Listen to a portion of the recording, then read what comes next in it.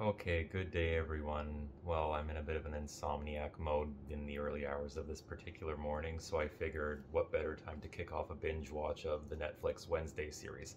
I've been wanting to check this one out for a bit, so let's just get right to it with the first episode. Wednesday's child is full of woe, unlike me. Okay, so right off the bat, I do think we are in pretty good hands here. I actually don't think I've enjoyed anything that Tim Burton's done this much since, oh, I don't know, Sweeney Todd, probably. That's not to say that I'm ready to embrace this after one episode as a full-out masterpiece yet, but it's just that I've always kind of felt that when Tim Burton is allowed to kind of take the gloves off and he doesn't have to pander to a mass box office audience, I find his work a lot more enjoyable. He can really just dive into his dark instincts, full-fledged, and that is just awesome. So it's good to see him back on form.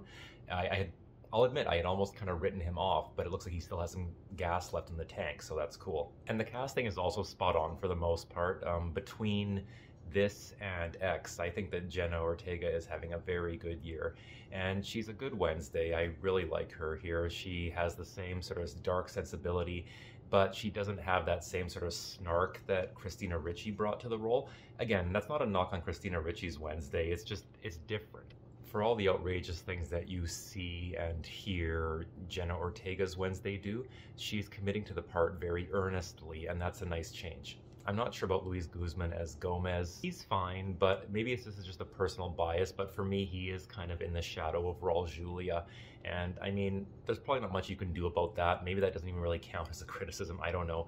But Raul Julia brought a real sense of presence and swagger and gusto to Gomez, and that's kind of the way that I think of him. If it were up to me, I might have cast Antonio Banderas or Javier Bardem in this part, but that's just a minor nitpick. I mean, it's a very personal preference, and I'm just going to leave that at that. The opening scene with the piranhas in the pool right away let me know that I was in good hands with this one. The general banter in the dialogue never feels forced or too ironic for its own good. It's never too cutesy or put on. And tonally and visually, it feels like everything that Tim Burton is doing here is at the service of the story. It's never indulgent, which, let's be honest, is a bit of a tendency that Tim Burton had sometimes. Or to put it another way, he's never becoming too preoccupied with the visuals and production design for his own good. And the pacing never falters, not even once. And it's also just very refreshing that they chose to, from what I can tell, go for more of an anthology route in terms of this story instead of making it another origin story, which, I mean, I don't think you really need for a character like Wednesday. And I like that confidence. I like that they trusted that anyone who is interested in this series already kind of understands the Addams Family universe. And with that all out of the way, I think we're ready to move on to episode 2. So here we go with Woe is the Loneliest Number. Not sure why I get colder as the morning wears on, but anyway. So the second episode keeps the momentum going very well. I'm really enjoying Jenna Ortega's take on Wednesday. This really consolidates her casting, in my opinion. And this episode also demonstrates, even more so than the first one, that this character and this rendition of this character in particular can carry a series without having to fall back on the rest of the Addams family for the most part. And Jenna Ortega does a very good job of just providing us with hints and glimpses of Wednesday's vulnerability and humanity without ever sacrificing the character's essence in any way. It reminds me a little bit of the same depth that John Bernthal brought to The Punisher, where you get to see the character's humanity a little bit more than you have in previous versions, but only in a way that still feels true to the essence of that character. She also has a couple of very good scenes here with Christina Ricci's character, and I really appreciate that they gave Christina Ricci something to do here. It never feels like stunt casting here, and nothing is ever done to make it too cutesy. She feels like she's actually given a completely different character here, and it's not relying on our familiarity with her as Wednesday. It never feels lazy and smug the same way it did when they cast Molly Ringwald in the Riverdale series, as an example. The canoe race set piece is also a lot of fun, and I like the fact that rather than overcoming her enemies by being righteous, they allow Wednesday to win by being a better cheater, essentially. And for all the intelligence that they allow this version of Wednesday, she never feels like a person who's too sort of self-impressed or self-satisfied. And while most everything coming out of her mouth is pure gold, I think the two lines that really stood out to me in this one were, first of all, in the opening when she mentions that she thinks that people who tell you to write what you know are basically just looking for a hall pass for imaginative laziness or something to that effect. But either way, I really dug the hell out of that. And I also like the part where she says to someone, I don't think that I'm better than everyone, I'm just better than you. And unlike a show like, say, Sabrina, I don't think that this ever feels the need to draw attention to the fact that it's giving us a dark flip side of humanity in lots of superficial and self-conscious ways. Now, the character Tyler's subplot about he and his dad being emotionally distant after the death of his mother does feel a little bit more cliched and generic, but I have a feeling that that's going to pay off in some other way as the series goes on, so we'll see what happens there. And with that, I think we'll keep rolling out the woe and move on to episode 3, Friend or Woe. This one harkens back a little bit to the Thanksgiving satire that was on display in Addams Family Values, although in this instance they actually give Wednesday a more personal reason for having a problem with the Pilgrims, which I thought was an inspired innovation.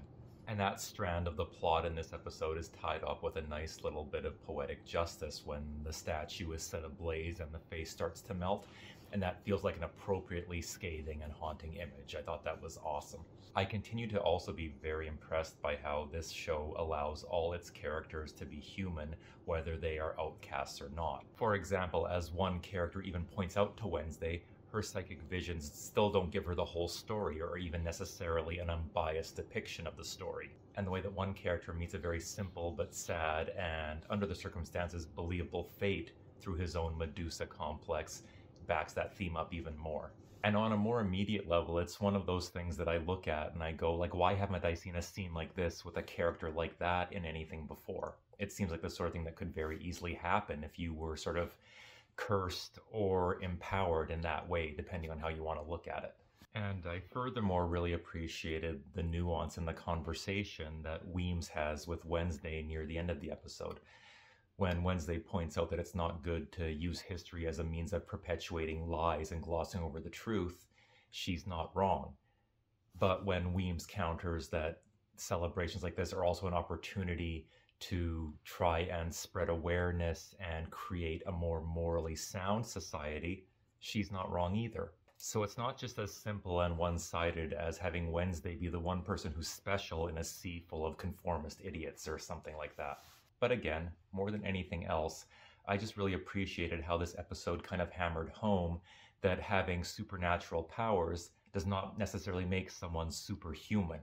And again, as much as I've always been a fan of Tim Burton, I would have never really pegged him for someone who knew how to direct actors and handle that kind of nuanced material this well. So it's really, again, refreshing and invigorating to see that he still has tricks up his sleeve and that he has, in some ways, genuinely grown as a director. And as Forrest Gump would say, that's all I have to say about that. So let's roll right into episode 4, Whoa, What a Night. Okay, so this one lost a little steam for me, but it still has its moments. I really liked the opening scene with Wednesday breaking into the morgue. That was a lot of fun.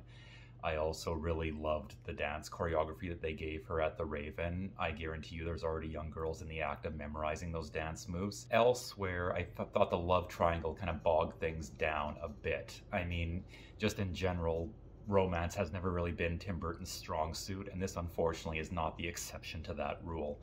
Mostly because it's not anything to do with Jenna Ortega. She's still playing the character right all the way through.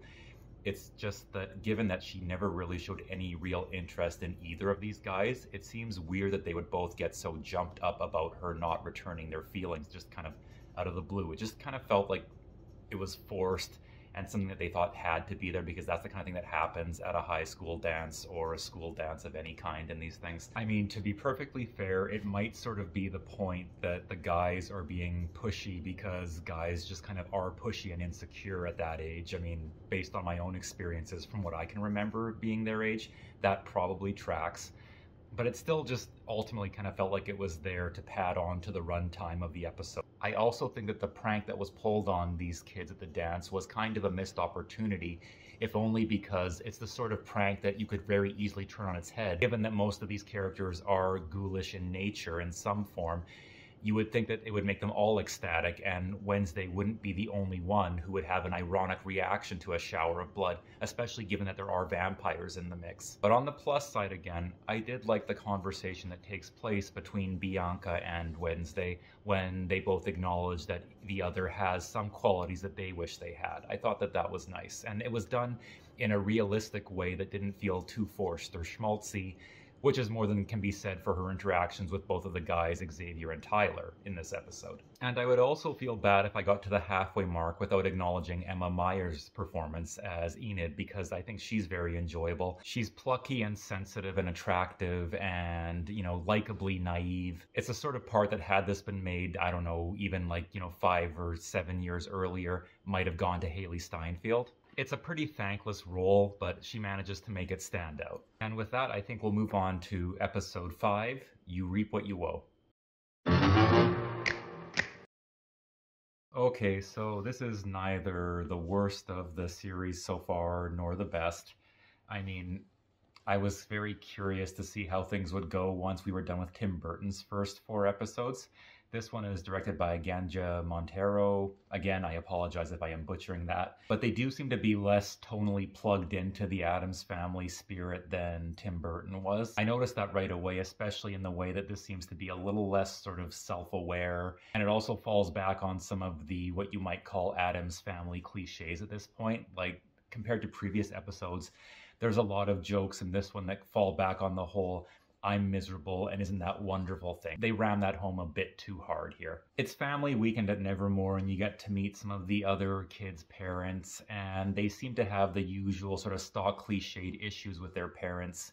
The parents are all sort of blinded by their own visions of what they want their kids to be without really directly listening and relating to them in any sincere way. Again, it's not terribly done, but given that we're talking about a school of people who are all sort of outcast to begin with, you would think that A, the parents might be a little bit more empathetic and understanding, and B, these aren't really issues that you wouldn't see anyone probably having to work through if they were just a normie, as the show calls them anyway. Pugsley has a couple of nice moments in this episode. I liked the moment when he was eating the potpourri like they were potato chips in the family therapy session. And it is kind of fun, even though it is sort of like a cheap joke when he and Wednesday are lobbing grenades into the pond to fish. Maybe I would have more luck trapping crawfish if I used that approach. I don't know. What do you think? And although it was sort of vaguely alluded to a couple of times in previous episodes, the whole business of Gomez being framed for murder and then cleared for murder all feels so self-contained that it almost makes us feel like a bit of a filler episode because none of the other strands of the plot from the previous episodes are really nurtured in any meaningful or important ways here. And getting to see more of Luis Guzman's Gomez again in this episode does just kind of confirm for me that as much as I like this guy as an actor, as Gomez, he is just miscast. There's even one point where Wednesday is talking to him while he's behind bars and he's wearing an orange prison jumpsuit. And the way that he is speaking, it kind of sounds more like something you would expect a gangbanger to say rather than a debonair eccentric. Wednesday's closing confrontation with Weems does at least keep me intrigued as to where this is going to go next. So let's find out with episode 6, Quid Pro Quo. Okay, so this is a decidedly unhappy birthday to Wednesday. This episode does a good job of testing our loyalty as viewers to her by having her, first of all, be profoundly ungrateful for the birthday party, which you might expect from her, but then she takes it a step further by manipulating their emotions and getting them to help her get out of the school after lockdown to go and continue her own investigation for the monster. Which, let's face it, is very, very cold, but it pays off well when Enid finally tells her off and calls her out on her bullshit at the end. I really like that scene. And Emma Myers, once again, in my opinion, continues to be this series' secret weapon. Stuff with the monster itself was fun in this one, although I will admit I am getting a little bit antsy to see where that actually goes and what the big reveal there is going to be. And then the side plot with the budding romance between Lucas, I think his name was, and Bianca does again feel a little bit like filler, but it's handled in a very earnest and sweet way, so it was hard for me to get too worked up about that. And the stuff involving the mayor first being hit by the car and then killed later at the end of the episode was, I thought, done well enough. I especially did like the way that he was killed in the hospital. It was definitely a deliberate homage to the whole giallo motif of having a black glove, silent, anonymous killer, especially with it being depicted from their POV just to top it off. Nothing that will necessarily blow your hair back if you're familiar at all with giallo, but it's one of those little motifs that I wouldn't expect to see in a series like this, so that impressed me. And a small little detail, but I did like that you get to see Thing playing with Square One that is only black and white. Nothing deep, just a nice touch. I also like the spider pinata with real spiders in it for the same reason. In fact, there were a lot of good little visual moments in this one. And even if there weren't any sort of giant leaps forward in terms of the plot in this one, at the very least, Jenna Ortega continues to make Wednesday fascinating every second she's on screen. And with that, I think I'll just move right on to episode 7, If You Don't Woe Me By Now. Okay, so I feel like this episode had a little bit of a better pace and focus to it. I enjoyed having Uncle Fester show up, even if he is kind of essentially there just to provide a quick A to B fix for Wednesday in terms of her taking the next step in her investigation.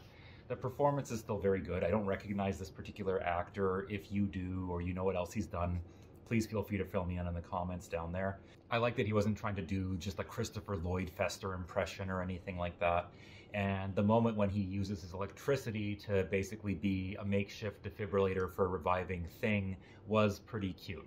And the fact that when Tyler takes Wednesday out on a date, that he is thoughtful enough to show her Legally Blonde, because that would in fact be her idea of a scary movie, that was a nice touch. I mean, it could just be a one-off cute joke, but it does, at least in this moment, show that he does genuinely like her and care about her, because it's the kind of thing that does require a little bit of thought on his part. As for the actual identity of the Hyde monster, I'm not quite sure where that's going to go yet. I knew with certainty as soon as they arrested Xavier that it wasn't going to be him, and even though it ends with Wednesday having a vision of Tyler as the Hyde right after she kisses him, it's worth noting that earlier in the series there was a moment where Goody reminded Wednesday that psychic visions are not always 100% reliable, so I have a weird feeling it's not actually going to be Tyler. If anything, my money would be on Tyler's dad being the Hyde, and the long-lost Laurel Gates turning out to be his missing mother. Jenna Ortega also gets to expose more of Wednesday's vulnerability in this episode in a couple of different moments. I appreciate that they held off on that and allowed her vulnerability to peak at the right time in the series. So all in all, a very nice, brisk episode, so I think we'll just keep that momentum going and go right into the finale, A Murder of Woes.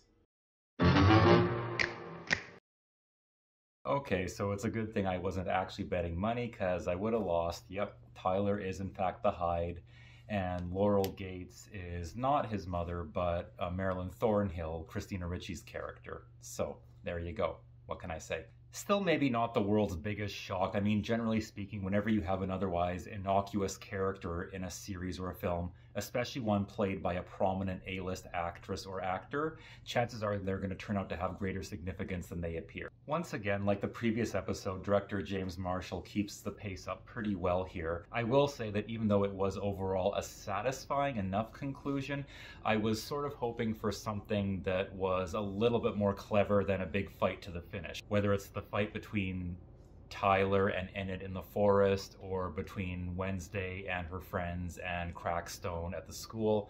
Nothing wrong with any of it, but it is a pretty safe route to go in terms of concluding this particular story. I guess just given that the earlier episodes of the show had been so good about employing a lot of really sort of savage wit and satire, I would have liked to have seen that thrown into the mix somewhere in the conclusion. There was sort of one moment like that, maybe not satirical, but at least a bit more of a clever moment when you had Weems shapeshift to make herself look like Tyler in order to fool Thornhill. But overall, it was a fairly straightforward, streamlined fight to the finish climax. Again, well done enough, but it kind of comes at the expense of some of the satire and the black comedy that I enjoyed so much in the earlier half of this series. And again, I'm aware he's not maybe the most popular guy online at the moment, but overall you still can't deny that a guy like Tim Burton really knows dark comedy and macabre inside and out, like it's just in his blood. But at least Jenna Ortega's performance once again never strays from the right path, and even in moments that might otherwise be a little bit sentimental or schmaltzy, she maintains her character's personality perfectly. So overall, while I do feel like the series loses its way tonally just a little bit on the back half, Jenna Ortega's performance is absolutely unimpeachable, and she makes it worth a watch alone. And to me, this feels like a very good way of updating the character for a more modern audience and era. There is a small part of me that wonders if this wouldn't have worked better as a feature than trying to sort of flesh it out to a full-length series, but it's the trend. These are the times we're living in, so me bitching about it probably isn't going to change that. So if you're a fan of the Addams Family franchise on the whole, and you're not necessarily a slave to one particular portrayal of the character, I think that you'll find a lot to enjoy here, and I would definitely still recommend the watch. So if you stuck with me for this binge watch all the way through, thank you so much for watching. Please tune in for more content very soon. I love you all, and I will catch y'all later.